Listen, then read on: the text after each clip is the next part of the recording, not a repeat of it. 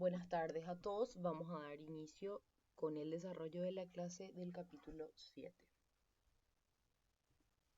Bueno, para empezar tenemos que tener en cuenta algunos conceptos generales. Materia, energía y trabajo. La materia es un concepto ya conocido. Es todo lo que ocupa un lugar en el espacio.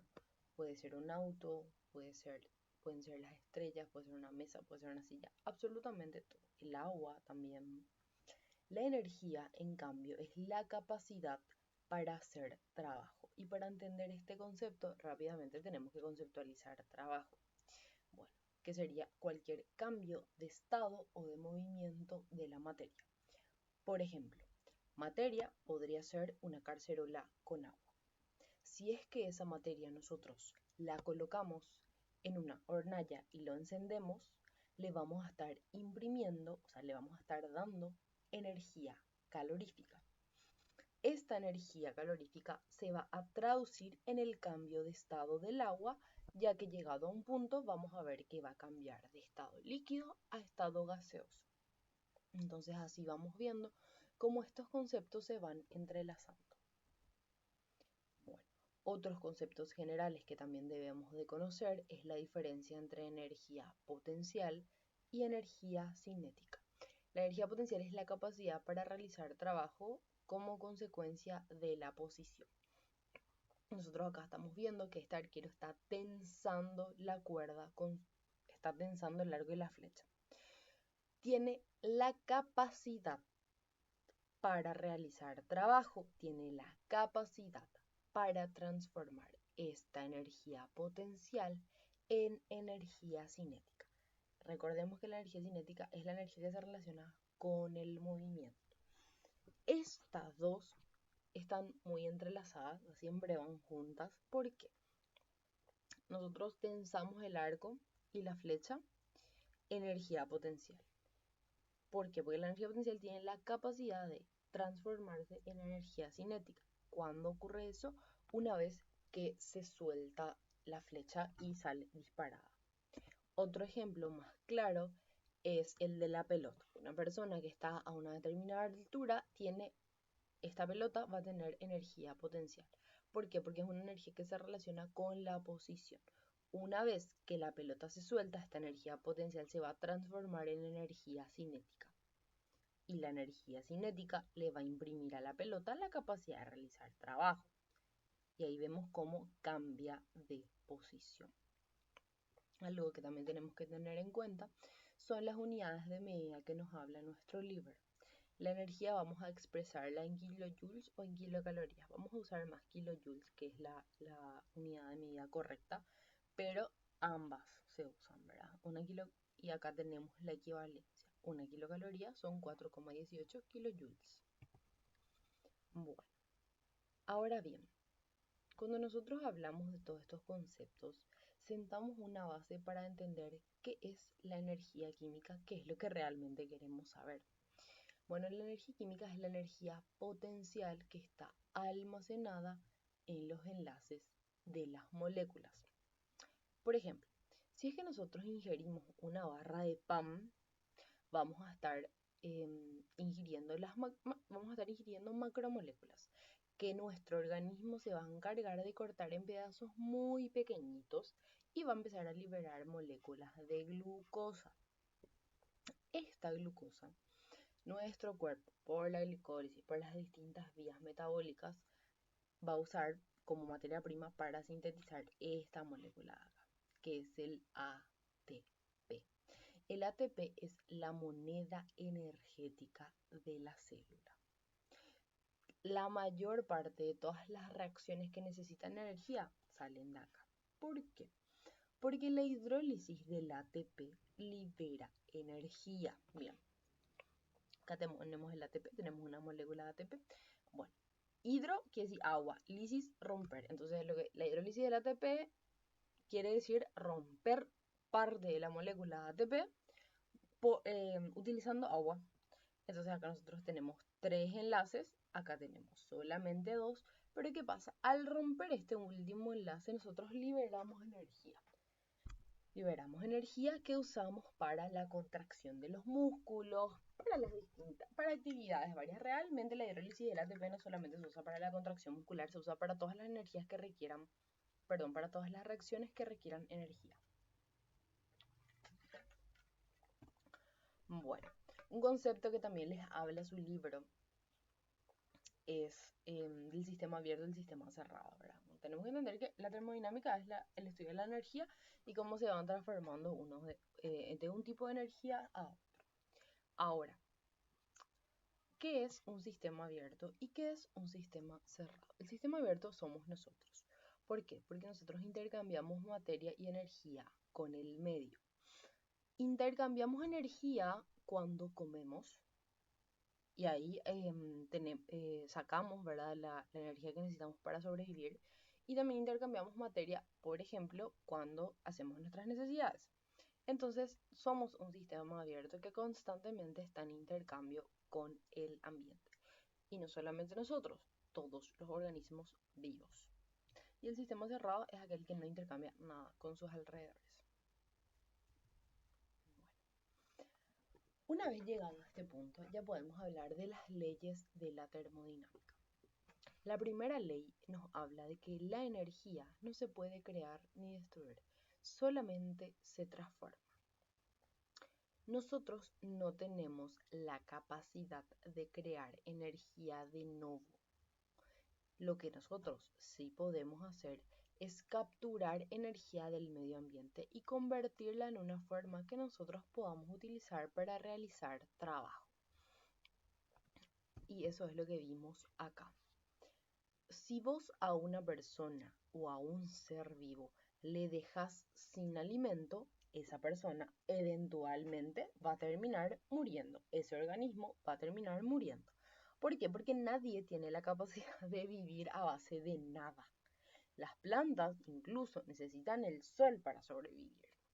Todos los organismos vivos necesitan del medio ambiente de alguna u otra medida. Y los seres humanos lo que hacemos es transformamos la energía que nos da el medio ambiente en energía aprovechable para nosotros. Tampoco podemos destruir energía, solamente podemos transformarla. Bueno, y ahora vamos a hablar de la segunda ley de la termodinámica. Bueno, para ello tenemos que entender el concepto de calor. Pero primero vamos a hablar de la segunda ley y después le voy a hablar del calor así tal cual hicimos en la clase. ¿Está bien? Bueno, la segunda ley nos habla de que cuando la energía se convierte de una forma a otra, una parte de esa energía que tiene la capacidad de producir trabajo se va a disipar en forma de calor y se va a dispersar a los alrededores. Y el ejemplo que yo les puse acá, imagínense, solamente el 20 al 30% de la energía química se transforma en energía mecánica en los automóviles. El resto se disipa en forma de calor. ¿Eso qué quiere decir? Que cuando vos le cargas nafta o diésel al auto, solamente el 20% de lo que le estás cargando realmente usa para mover ese auto. El resto se disipa en forma de calor. Por eso los automóviles, por ejemplo, se calientan cuando andan mucho tiempo. ¿Y qué nos quiere decir la segunda ley? De que no existe máquina perfecta. Por lo menos un leve porcentaje se va a disipar en forma de calor. ¿Y qué es lo que es que se disipe en forma de calor? Bueno, para eso tenemos que conceptualizar. El calor es la energía cinética de las partículas en movimiento aleatorio. Este movimiento no tiene la capacidad de producir trabajo y esta es la parte más importante. El calor no tiene capacidad de producir trabajo. Es decir, ese 70% que en un automóvil se disipa en forma de calor no se usó para mover el auto. ¿Está bien? No se usó, no sirvió. Ahora bien, hay un concepto y algo que tenemos que tener en cuenta que es la velocidad o cómo se mueven las partículas a medida que va aumentando la temperatura. Y para eso tenemos este grafiquito. Imagínense que esto está en cero. Esto está en Kelvin, que es una unidad de medida, pero para fines didácticos vamos a imaginarnos que esto está en 0 grados Celsius. La velocidad de las partículas es prácticamente nula. Sin embargo, a medida que nosotros vamos aumentando la temperatura, por ejemplo, a los 20 grados, vamos a ver cómo estas moléculas ya se empiezan a mover, empiezan a vibrar. Y si es que nosotros llegamos hasta los 100 grados, estas moléculas, el movimiento, van a tener muchísimo movimiento hasta que algunas incluso se van a escapar en forma de vapor. Entonces, a mayor calor, mayor movimiento de partículas, mayor desorden. Y vamos a ver por qué ese mayor desorden es algo importante. Acá tenemos otro ejemplo. A menor temperatura, las partículas, o sea, las moléculas, se van a mover menos que a mayor temperatura. Tienen más energía cinética, se mueven más. Y también un concepto que les habla en su libro es sobre la energía calorífica. Este es otro concepto que dice que la energía siempre va a fluir de un cuerpo de mayor temperatura a otro de menor temperatura. ¿Y cuándo vemos eso? Por ejemplo, cuando ustedes agarran, o sea, calientan su café, no se dieron cuenta y hirvió la leche o hirvió el agua, se van a quemar. No es que su mano va a enfriar la taza, sino que la transferencia de calor se va a dar siempre del de mayor temperatura al de menor temperatura. Siempre lo que va a pasar es que esa taza de café va a disipar el calor hacia, en este caso, nuestra mano. ¿Está bien? Y a lo que tenemos que tener en cuenta es que calor y energía calorífica no son lo mismo, por lo que acabo de mencionar. Bueno, este slide ya vimos. Bueno, una vez que ya vimos las leyes de las leyes de la termodinámica, etcétera, etcétera, podemos entrar a los conceptos. La entropía es una medida de desorden y aleatoriedad. ¿Se acuerdan que yo les dije que va a ser importante que nosotros sepamos que los cuerpos que están a mayor temperatura, o sea, tienen más calor, son más desordenados? Bueno, acá les explico eso. Porque la energía no utilizable para producir trabajo tiene mucho desorden. Por ejemplo, el calor. Por eso, el hecho de que cierta parte de la energía se disipe en forma de calor explica el por qué no podemos utilizar para producir trabajo. ¿Está bien? La energía que nosotros no nos sirve para producir trabajo tiene mucho desorden, tiene mucha aleatoriedad. Sin embargo, la energía utilizable para producir trabajo tiene baja entropía, es decir, está organizada. Y este es un gráfico que nos explica un poco más de eso. Nosotros acá tenemos mucho desorden. Imagínense que estas partículas se están moviendo. Mientras más rápido se muevan, más desordenado va a ser. Y acá vemos cómo a medida se van juntando, va disminuyendo el nivel de desorden. Entonces, se va transformando en, como va disminuyendo la entropía, aumenta la energía utilizable. ¿Está bien? Seguimos. A esto vamos a volver un poco después. Bueno, estos conceptos tenemos que saber para esta fórmula. Bueno, tenemos que hablar de la entalpía. La entalpía es la energía potencial total de un sistema. La energía libre o la energía de Gibbs es la cantidad de energía disponible para realizar trabajo. Es el único tipo de trabajo que nosotros podemos, o sea, es el único tipo de energía que puede realizar trabajo en la célula. Y la entropía, que es lo que estuvimos diciendo, es la medida del desorden, es la energía no utilizable. Y entonces nosotros vamos a relacionar esto en esta fórmula que tenemos acá. La entalpía, que es la energía potencial total, va a ser igual a la energía utilizable más la temperatura por la energía no utilizable. Por ejemplo, vamos a traspolar esto a un ejemplo así de la vida cotidiana. Imagínense que ustedes tienen 100.000 guaraníes. Esa es su cantidad total. Pueden usar solamente 700.000 guaraníes. Esa va a ser la energía utilizable. Más 300.000 guaraníes que ustedes no pueden utilizar porque son billetes que están manchados o que están rotos. Entonces, tu plata total, 100.000. Y esa energía potencial total, que es lo que estamos estudiando, es lo que puedes utilizar más lo que no puedes utilizar. ¿Está bien? Ahora, ¿Por qué está acá la temperatura? Porque a mayor temperatura, mayor desorden. A mayor desorden, mayor entropía. Es decir, mayor energía no utilizable. Bueno, nosotros hicimos un despeje de esta fórmula. Hicimos un despeje. ¿Qué hicimos acá? Bueno, despejamos G. Es decir, todo este miembro pasamos al lado opuesto. Y nos queda esta fórmula que es lo que nosotros vamos a usar para hablar más adelante de reacciones endergónicas o exergónicas. La energía libre, que es esta G, es decir, la energía que podemos utilizar va a ser igual a la energía total menos la energía que no nos es útil. Yendo otra vez al ejemplo de la plata. La energía que nosotros, perdón, el dinero que nosotros podemos gastar va a ser igual al total que tenemos, es igual a 100.000 menos lo que no podemos utilizar, entiéndase 300.000. Entonces nuestra energía libre, es decir, lo que sí podemos utilizar, va a ser 700.000. ¿Se entendió? Yo les pregunto, ¿se entendió? Como si fuese que me van a responder. Pero bueno, hasta acá. Ahora, ¿qué pasa? La delta, como ustedes saben, se usa para denotar cambio o variación en un sistema durante una reacción química. Este cambio se mide, por ejemplo, energía libre final menos energía libre inicial. Delta G va a ser igual a la entalpía final menos la entalpía inicial menos la temperatura, porque se usa la misma temperatura en toda la reacción, por la entropía final menos la entropía inicial. Esa es la explicación de por qué tiene las deltas acá.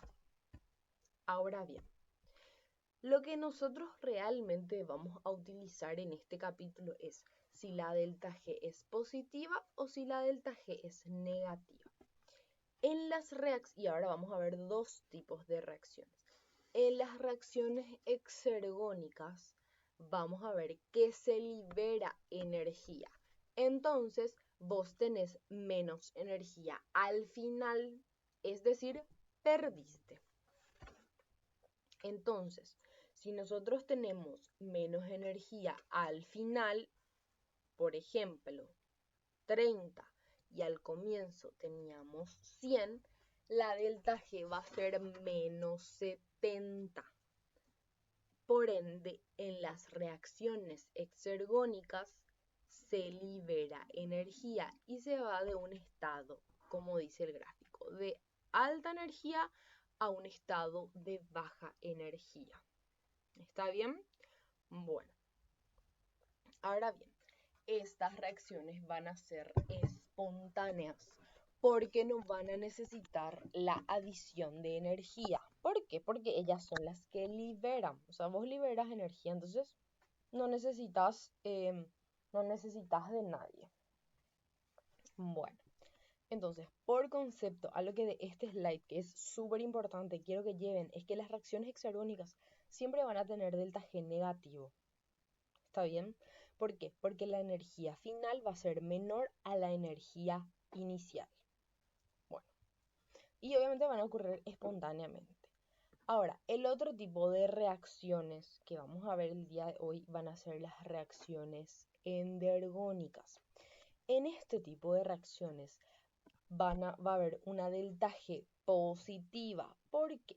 Porque la energía libre al final de la reacción va a ser mayor que al comienzo, entonces va a ser positivo. En este ejemplo, mi energía libre al comienzo, imagínense que era 80. Y al final es 120. Entonces 120 menos 80 es más 40. La delta G es positiva. ¿Por qué? Porque yo fui de un estado de menor energía a un estado de mayor energía. Pero estas reacciones endergónicas no son espontáneas. ¿Por qué? Porque alguien tuvo que haber dado estos 40 kilojoules por mol. Recuerden que la energía no se crea ni se destruye, solo se transforma. Entonces alguien tuvo que dar estos 40 de energía para que pueda ocurrir la reacción. Bueno, ahora bien, una vez entendido eso, vamos a poder ir a algunos conceptos generales. En la mayoría de las reacciones químicas que nosotros tenemos en nuestro cuerpo, vamos a ver que son reacciones reversibles. Es decir, la A es el reactivo, la B es el producto y sin problema se pueden intercambiar de A para dar B y de B para dar A, sin ningún inconveniente. Ahora bien, si nosotros, por ejemplo, al inicio de una reacción solo tenemos moléculas del reactivo a medida de que va pasando, de que va transcurriendo, nosotros vamos a ir desplazándonos hacia la derecha. ¿Está bien? Hasta que eventualmente vamos a alcanzar un equilibrio dinámico. ¿Qué quiere decir? Que la misma cantidad de moléculas de A se están convirtiendo en B y la misma cantidad de moléculas de B se están convirtiendo en A. A esto es lo que se denomina equilibrio dinámico. Bueno, y en el equilibrio dinámico lo que nosotros vamos a tener es que si es que llegamos a aumentar la concentración de A, entonces para seguir con el equilibrio es como que yo tengo mucho A, entonces voy a convertir a B. Yo tengo mucho reactivo, entonces para alcanzar el equilibrio, voy a pasar a B. Es decir, la reacción se va a desplazar hacia la derecha. Por el contrario, si nosotros disminuimos la concentración de A, la reacción se va a desplazar a la izquierda para mantener un equilibrio. Es como si fuese que a mí me sacaron A y yo rápido quiero reponer eso que me sacaron. Entonces voy a desplazar la reacción de B hacia A. Bueno, una vez que ya entendimos lo que es reacciones endergónicas y exergónicas, vamos a poder hablar del acople de las reacciones. Esta reacción A para dar B tiene una delta G positiva. Y acá es donde yo les preguntaría, esta reacción de delta G es positiva, entonces es endergónica, ¿ok? Sin embargo, esta es exergónica porque tiene la delta G negativa. Bueno, ¿qué pasa acá? Una vez que nosotros vemos que de A para dar B necesitamos 20,9 kilojoules por mol, de algún lado tiene que salir esos 20 kilojoules por mol. Entonces el cuerpo muy sabiamente acopla este tipo de reacciones a reacciones exergónicas que me liberen energía. Por ejemplo, C para dar B. ¿Por qué? Porque esta reacción me libera 33,5, entonces yo sin problema puedo cubrir esta necesidad energética. Es como que alguien me llame y me diga, necesito comprar algo de 300.000 y yo le transfiera 500.000. ¿Está bien? Bueno, como si fuese que me van a responder. Bueno, y eso es el acople energético. Normalmente en la célula, las reacciones endergónicas que necesitan energía se van a acoplar a reacciones exergónicas que liberan energía. Ahora bien, normalmente este tipo de reacciones se van a acoplar a hidrólisis del ATP porque nosotros estuvimos hablando de que el ATP es la moneda energética de la célula.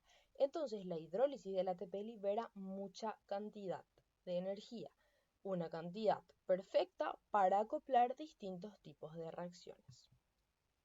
Bueno, y acá le puse un ejercicio para que vayamos practicando.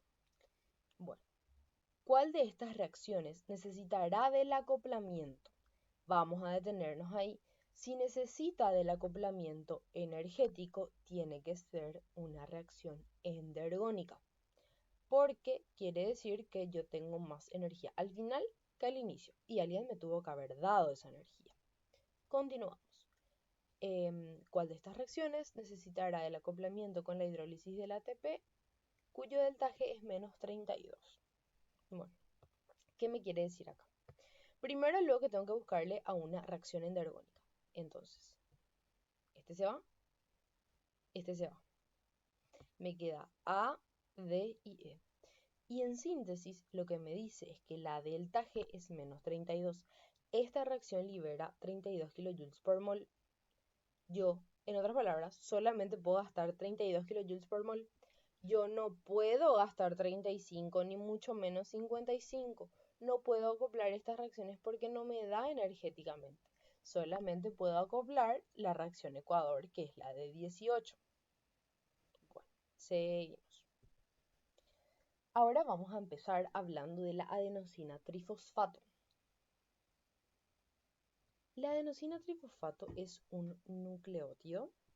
Está compuesto por adenina, por ribosa y por 3 grupos fosfato. El ATP es la moneda energética del cuerpo. Es la forma en la cual nosotros conservamos la energía para poder usarla en las reacciones. ¿Cómo se sintetiza? Acá está para que vayamos viendo en grande y acá está el resumen. Esta molécula se llama adenosina monofosfato. A la adenosina monofosfato, si yo le uno un fosfato inorgánico, ¿qué voy a tener? AMP más fosfato inorgánico más energía, voy a tener ADP. Y si yo al ADP le uno fosfato inorgánico más energía, voy a tener ATP. La síntesis del ATP es una reacción endergónica porque necesita energía. Y la hidrólisis es una reacción exergónica. Eso es algo que tenemos que saber. Bueno, y acá vemos este gráfico. Acá nosotros tenemos ATP. No se ve nomás bien por acá dice ATP. Adenosina trifosfato.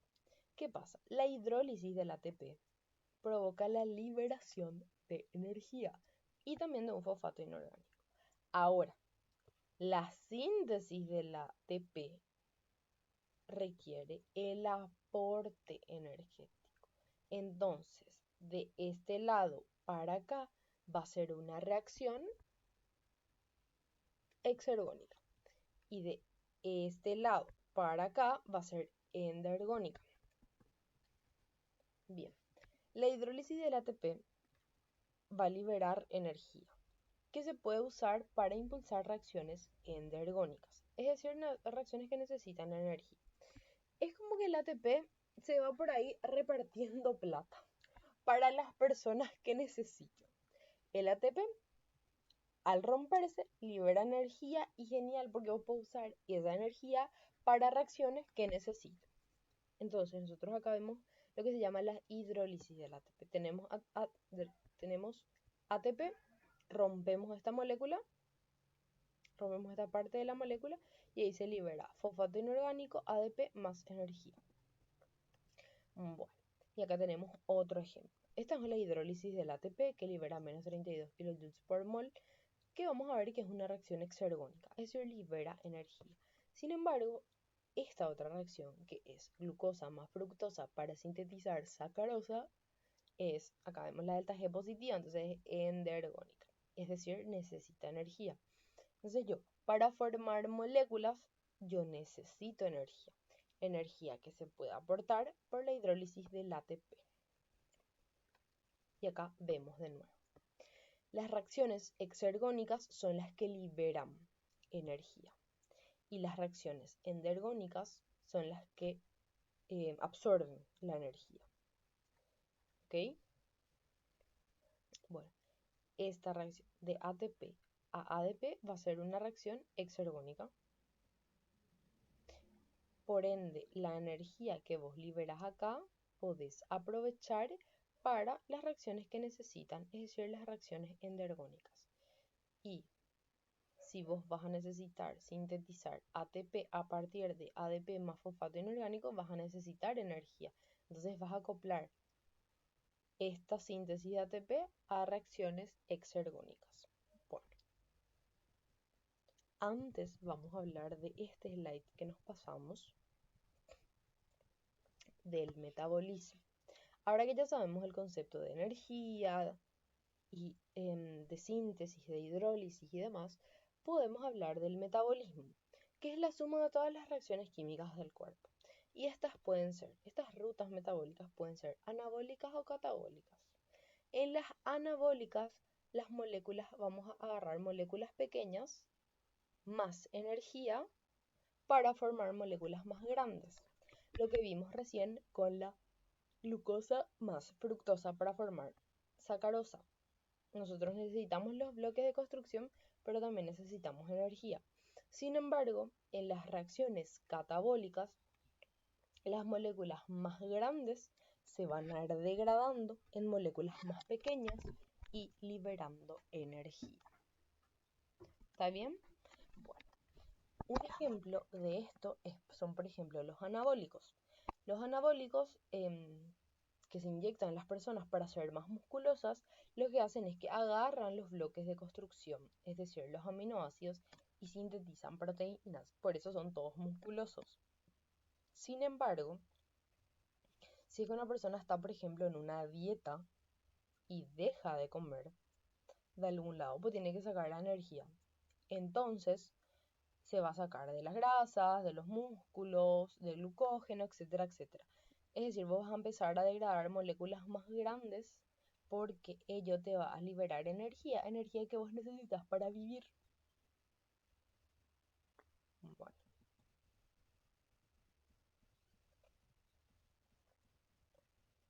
Ahí, me fui. Ahí está. Bueno. Entrando ya a la última parte de la clase, tenemos que, esto es algo que, o sea, necesitamos saber lo que es ATP, necesitamos saber lo que es energía para entender cómo se transporta la energía en las células. De dos formas. En la forma ATP que vimos, pero también transfiriendo electrones de un lugar, o sea, de una molécula a otra. Pero para entender la transferencia de electrones tenemos que saber lo que es oxidorreducción. La oxidación es un proceso por el cual una sustancia pierde electrones, por ende aumenta su número de oxidación. Bueno, hay que recordar, los electrones tienen carga negativa. Si es que vos perdés algo negativo, te vas a hacer más positivo, entonces tiene sentido que aumente su número de oxidación. Sin embargo, la reducción es lo opuesto. Es un proceso químico en el cual una una sustancia gana electrones. Y si vos estás ganando algo negativo, tiene sentido que disminuyas tu NOx, que te reduzcas.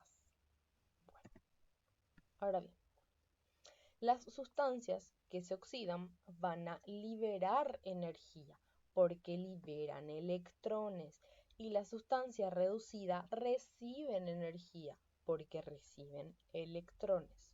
Ahora bien, un concepto clave es que en las células vivas, los electrones que se liberan por las reacciones de oxidación no pueden estar libres porque son muy reactivos y provocan especies reactivas de oxígeno que son muy tóxicas para la célula.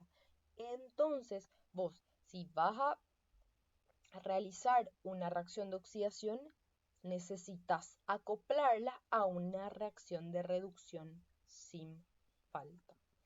Es decir, si vos te vas a poner a liberar electrones, perfecto, pero que haya alguien que los reciba. Bueno. En la célula, en vez de transportar solamente electrones, porque les dije que son muy reactivos, en las reacciones de oxidorreducción se transportan protones, debido a que es más fácil. Acuérdense, este es un hidrógeno que perdió un electrón, por eso es así. ¿Ok? Bueno, a ver. ¿Para qué es lo que nosotros estamos estudiando todo esto? Para llegar a esto, ¿cuáles lo que son las moléculas que tienen la capacidad de aceptar o de ceder electrones? Son como comodines que usa la célula, ¿verdad? El primero es el NAD, nicotinamida adenina dinucleótica. Cuando el NAD se reduce, es decir, cuando el NAD acepta electrones, va a pasar de NAD positivo a NADH. En ese momento está almacenando temporalmente grandes cantidades de energía. Y vamos a ver que el NAD, o sea, el NADH, es importante porque participa en la síntesis del ATP en el ciclo de Krebs. Esta es la molécula de NAD.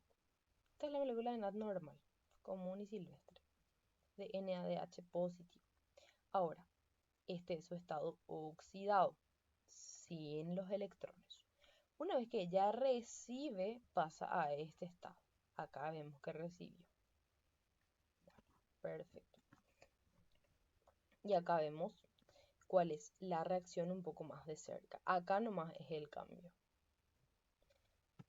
El NADH positivo, este está en estado oxidado, es decir, no tiene electrones, o sea, no tiene esos electrones extra, y acá está en estado reducido. ¿Por qué? Porque sí, aceptó esos electrones extra.